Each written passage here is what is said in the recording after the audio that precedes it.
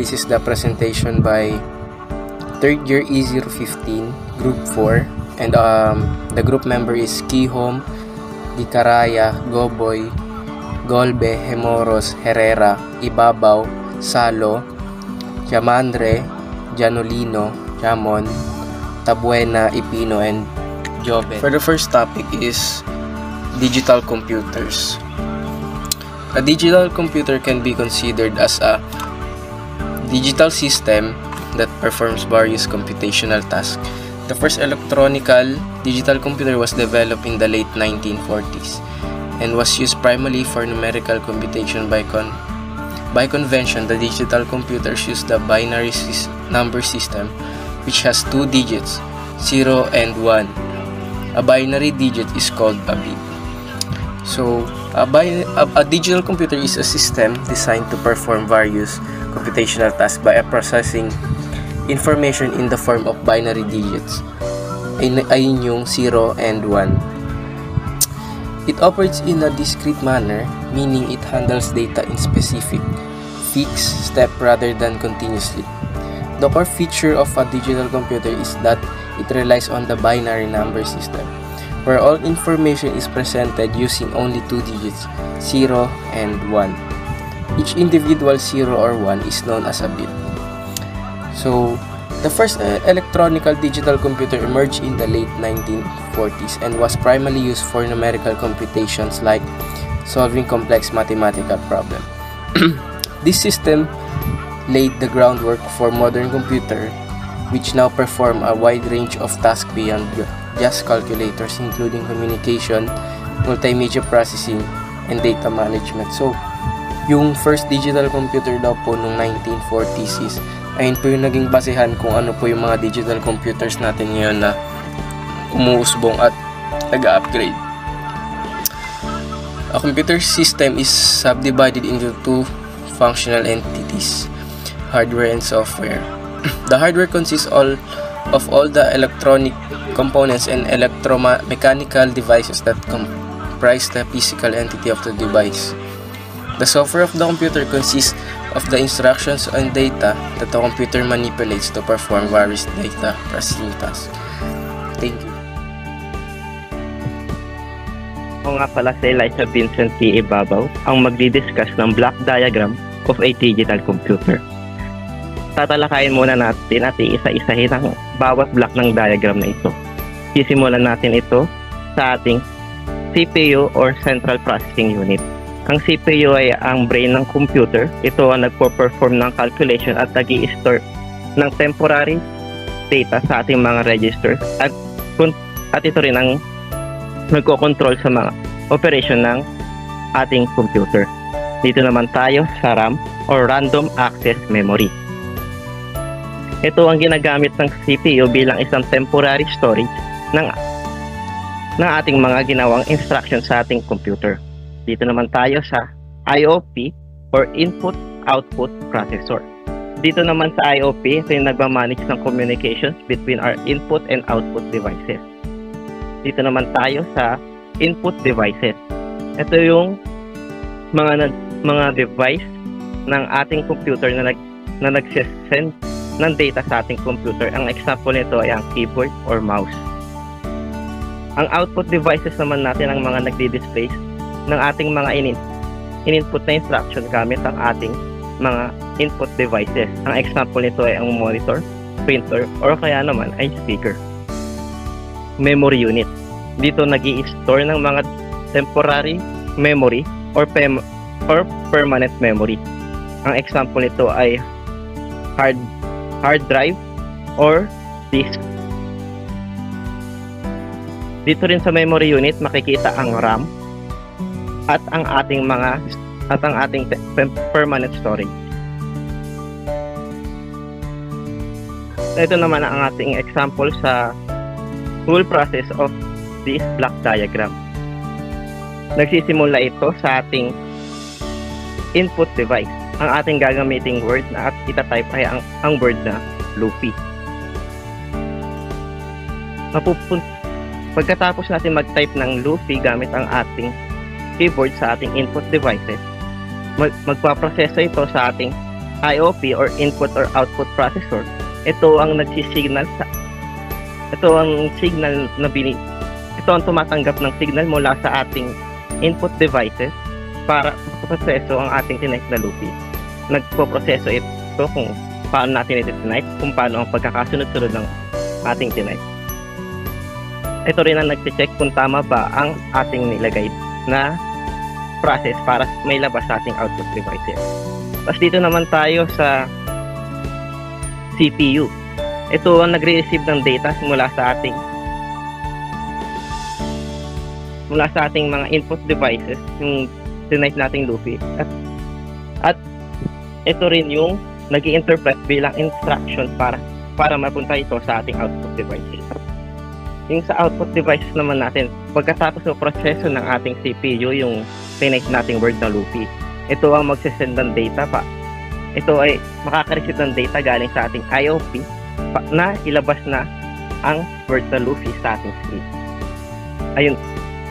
So, after typing loopy on the keyboard, it goes through the input and output processing and CPU and eventually gets displayed on the screen as a text loopy. Nagsisimula lagi ang proseso ng ating computer mula sa input device. Magpupunta siya ng input-output processor or IOP at mapupunta siya ng central processing unit or CPU. Magpupunta naman ito ng random access memory at pupunta ulit siya sa input or output processor na IOP at mapupunta na siya sa output devices. Ito ang pinaka-process ng ating block diagram of a computer. Ang mga logic gates ay ang mga pangunahing bahagi ng isang digital na sistema. Para sila mga blocks ng hardware na naglalabas ng mga signal na binary 1 or binary 0 kapag natutugunan ang mga pangangailangan ng input logic. At meron silang sariling simbolo at kanilang pinapakita yon o inilalarawan sa pamamagitan ng algebraic expression. At meron po tayong pangunahing 7 na logic gates, which is AND, OR, XOR, tsaka yung NOT, and yung AND, tsaka yung NOR, AND, at tsaka yung XNOR. Ang relasyon sa pagitan ng mga input, output, binary variables para sa bawat gate ay maaaring ipakita ng isang truth table. At ang bawat gate ay may isa o dalawang binary input variables na tinatawag na A at B, at isang binary output na tinatawag na X.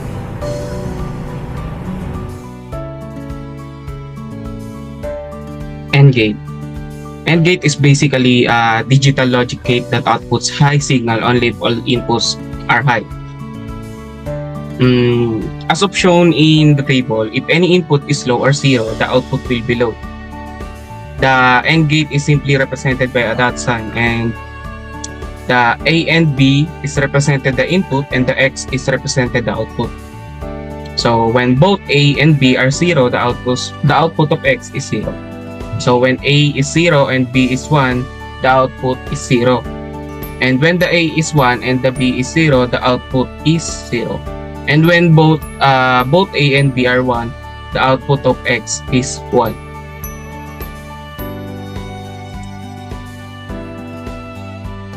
OR gate. An OR gate will only output a high signal if one of more of its signal are high. If all inputs are low, the output will be low. So the OR gate is represented by a plus sign. So when A is 0 means low, B or 0, and it will be the output is 0. And when A is 0 and B is 1, the output will be 1 because there's one high. And when A is 1 and B is 0, it will be also 1 because there's also a high signal. And when there's two high signal, the output will be 1. So the difference is that the AND gate will only have a high output if all the circuits are high. So and the OR gate will only give high output if one of more of its inputs are high. An OR gate, also known as an inverter, is a basic digital logic gate that outputs the opposite value of its input. If the input is 1 true, the output is 0 false, and vice versa. An AND gate which stands for not and combines the function of an AND gate and NOT gate. It outputs A0 only when all its inputs are 1. Otherwise, it outputs a 1. The truth table for a NAND gate with two inputs A and is as follows. In summary, the NAND gate can be seen as an AND gate followed by NOT gate. It is universal gate, meaning any other logic gate can be structured using only NAND gates. NOR gate. The NOT OR or NOR gate, which is equal to an OR gate followed by a NOT gate. The NOR gate gives a low output if any inputs are high. The NOR gate is represented by an OR gate with a small circle in the output. The small circle represents inversion. So, base dun sa sinabi ko, ang OR gate ay naglalabas ng low o 0 kapag ang alinman sa inputs ay high or 1. Ang output ay magiging high or 1 lang kung parehong low ang isa. Exclusive or XOR gate. The exclusive OR gate is a circuit which will give a high output if one of its inputs is high but not both of them. The XOR operation is represented by an encircle plus sign. So, base dito sa exclusive OR gate, ang XOR gate naman ay nagbibigay ng high output kung isa lang sa mga inputs ay ang high o mataas. Kapag parehong high o parehong low, ang output ay low. Exclusive NOR or equivalence gate. What is equivalence gate? Is indeed the logical inverse of XOR gate. It outputs a high signal only when both inputs are the same, either both high or both low. This is why it's also called an equivalence gate, because it checks for the equivalence of the two inputs. The small circle symbol is a universal indicator of inversion in logic circuits, signifying the output is the opposite of what an XOR gate would produce under the same conditions. Is Boolean algebra. Boolean algebra is a mathematical framework that focuses on binary variables. Those are the values 0 and 1. We use letters like A, B, X, and Y to represent these variables. The primary operations in Boolean algebra are AND, OR, and NOT, or complement. These operations allow us to create expressions that can help us to understand and design logic circuits. In Boolean algebra, functions are often written using these binary variables, along with logic operation symbols and equal signs.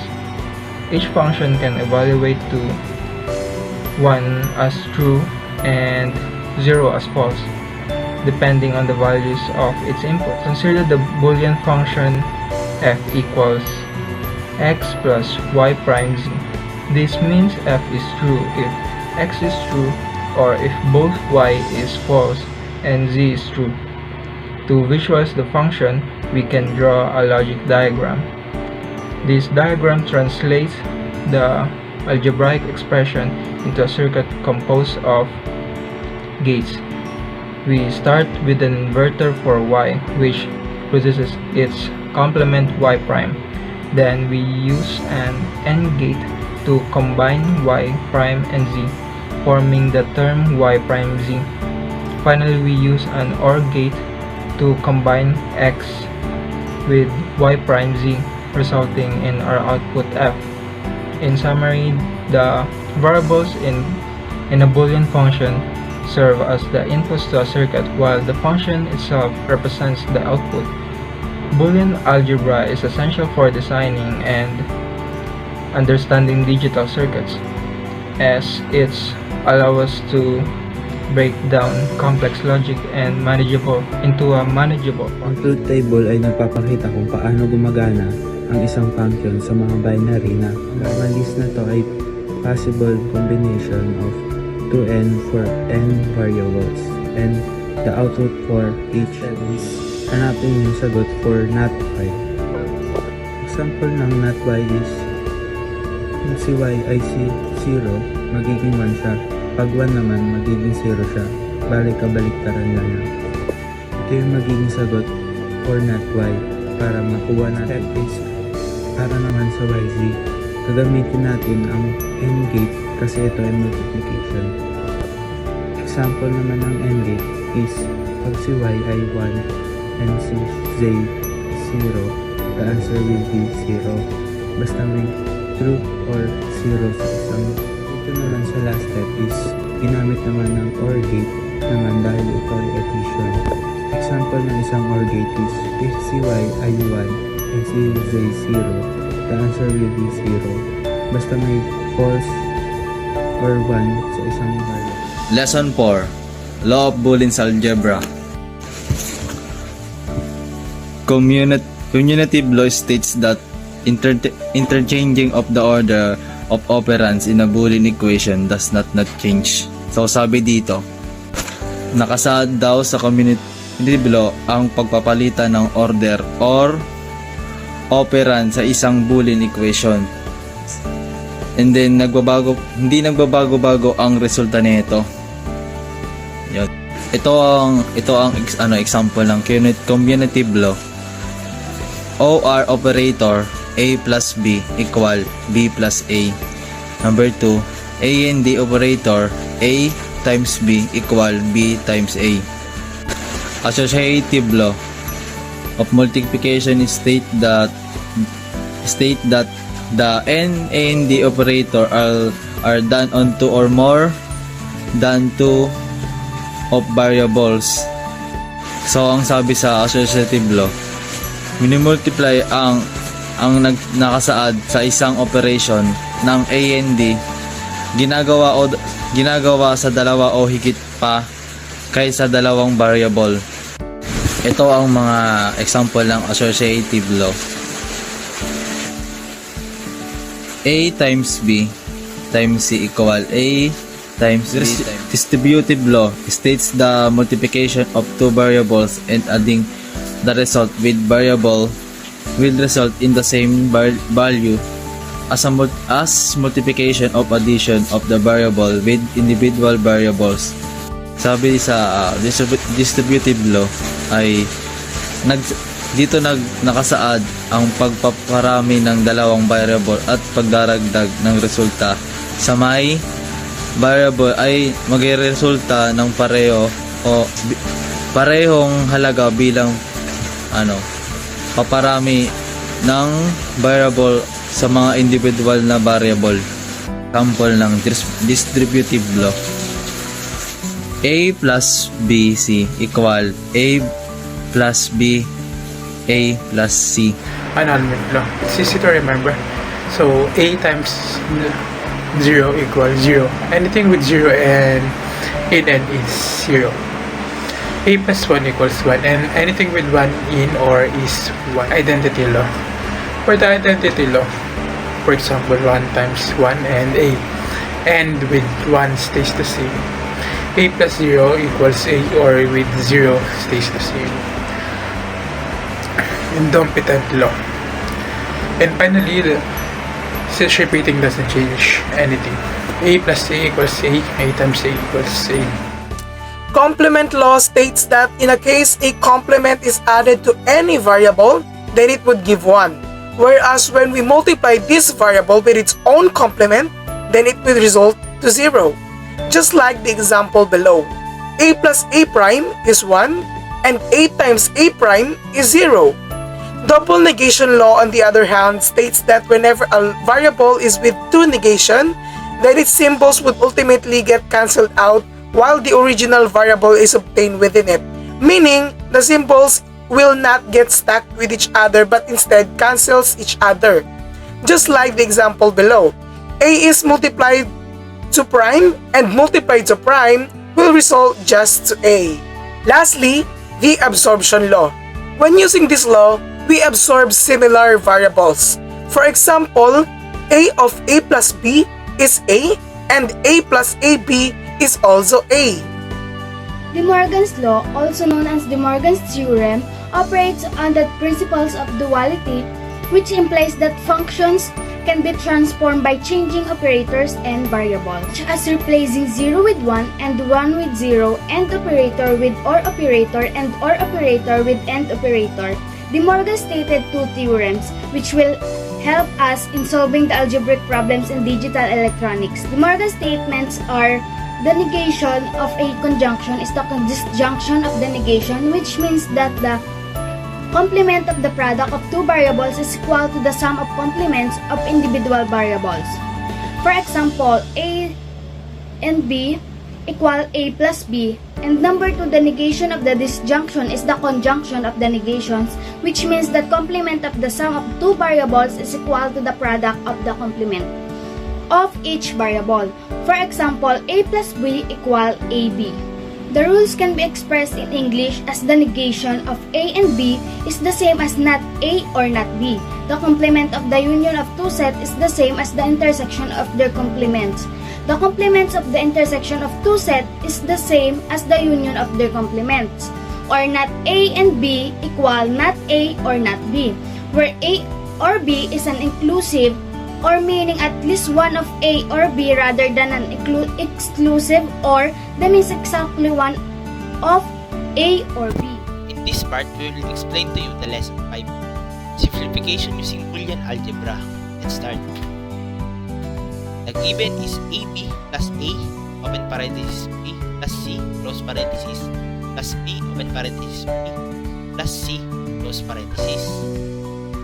First, we will make a diagram about this given.